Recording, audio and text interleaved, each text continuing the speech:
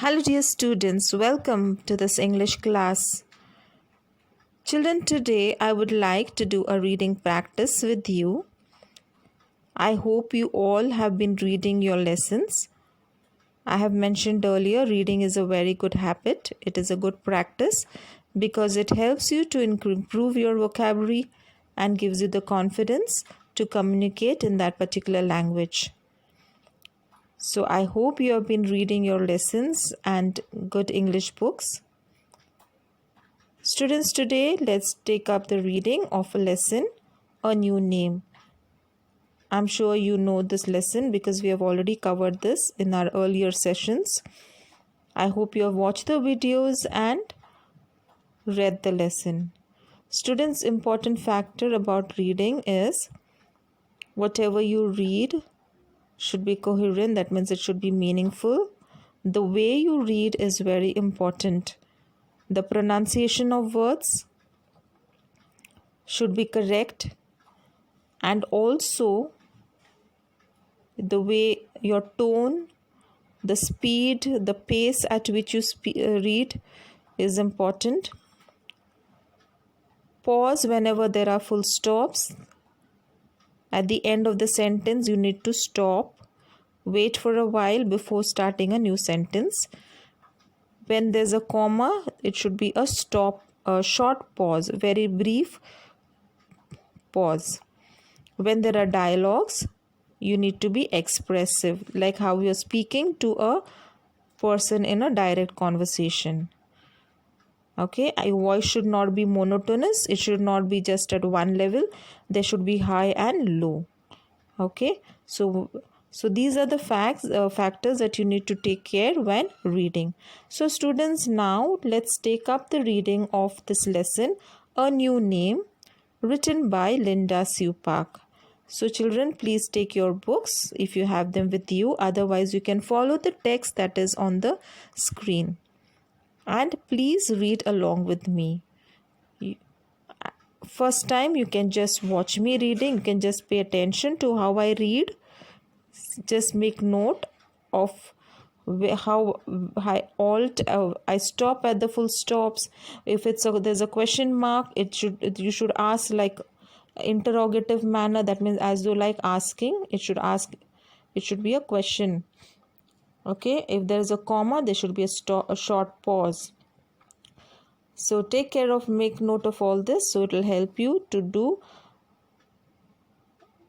improve your reading. So students, let's get started. A New Name by Linda Sue Park. This is the story of a 10-year-old Korean girl, Kim Sun-hee, and her brother, Kim Tae-yu. It is the year 1940 and the Japanese have taken over Korea.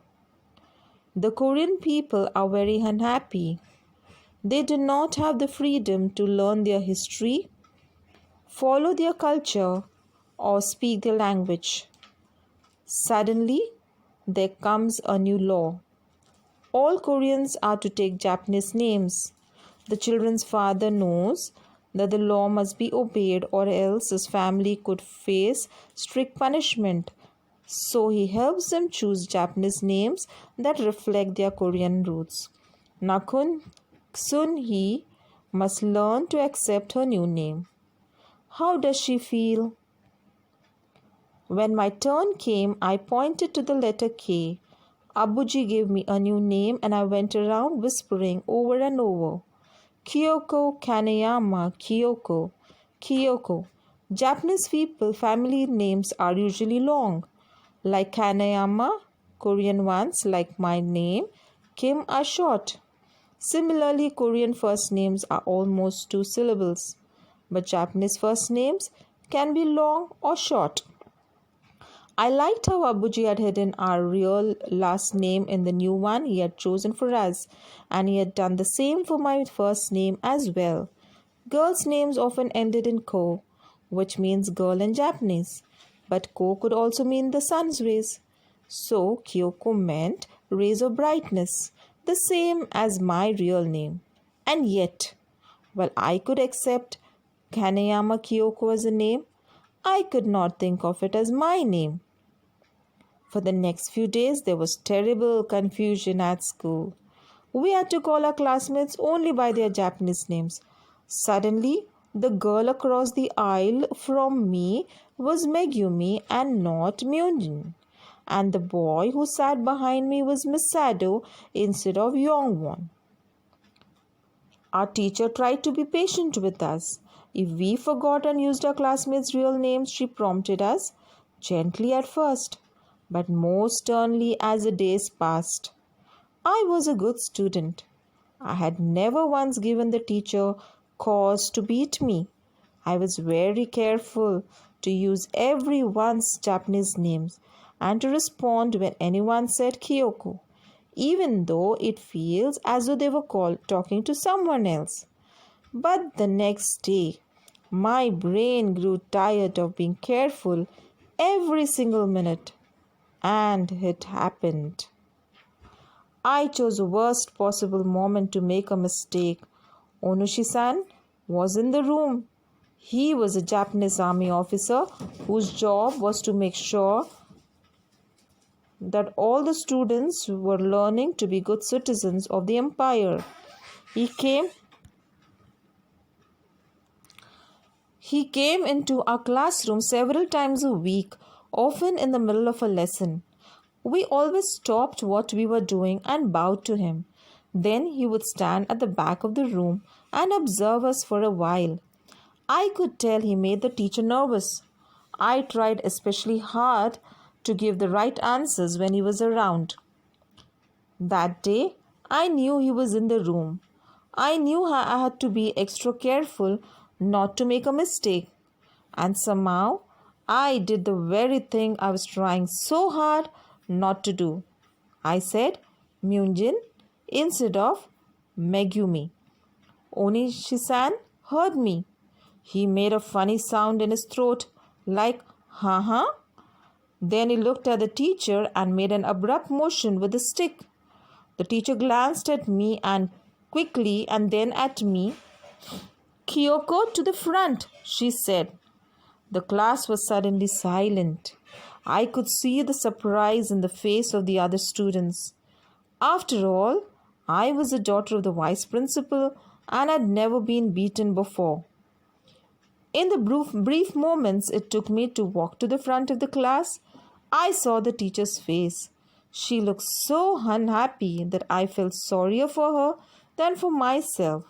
She didn't want to meet me, but she had to because Onishi-san was there. It was so unfair. First our names were taken away and then we weren't given any time to learn each other's new names. So when the bamboo came swished through the air, I was angry, not frightened. With each stinging whack, the word rang in my mind. Unfair, unfair, unfair. Unfair, unfair.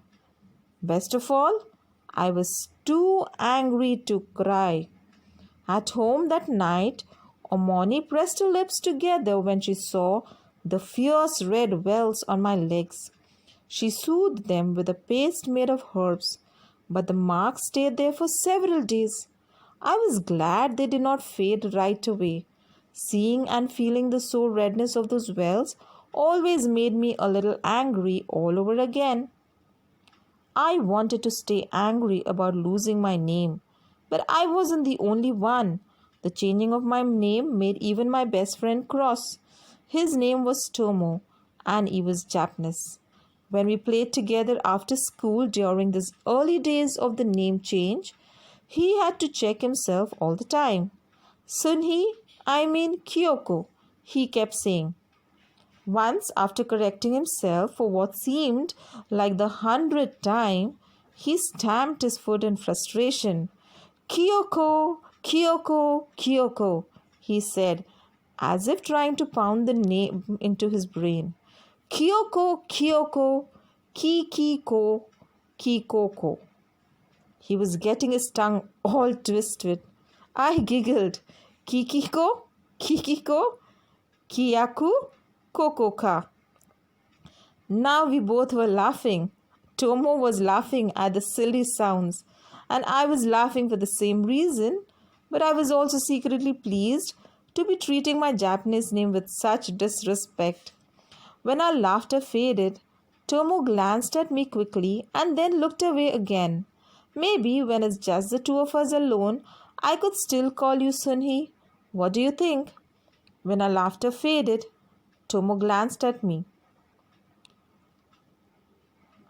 It wasn't para number 23. It wasn't often that Tomo asked for my opinion. I wanted to answer carefully, so I thought for a moment. Wouldn't that just make it harder? I said. You would have to switch to my Japanese name when we are with other people. You might get confused and forget. I didn't say all that I was thinking. That as a son of the principal, Tomo always had to set an example. A mistake from him would be worse than a mistake from other students. He would lose face. I didn't have to say it because it was something that Tomo lived with every day. You're right, he said. He flicked another glance at me. It's such a nuisance, isn't it? And I knew this was his way of saying he was sorry. I had to change my name. Again, and I knew that it was his way of saying he was sorry. I had to change my name. An extract from when my name was Kyoko by Linda Sue Park. So children, I hope you have understood. I hope you have read along with me. If not, please watch, pay attention to it as I read, and then you also try to read. Okay, take care of all the commas, the question marks whenever it's question, the full stops, and when there is a dialogue, when you need to be stressing on certain words, when you have to speak softly, and when you have to be louder. Okay, I hope you have noticed all these things when I was reading. So children, take care, all the best, continue with your reading practice. Okay, so once again, all the best to you all. Thank you and God bless you all.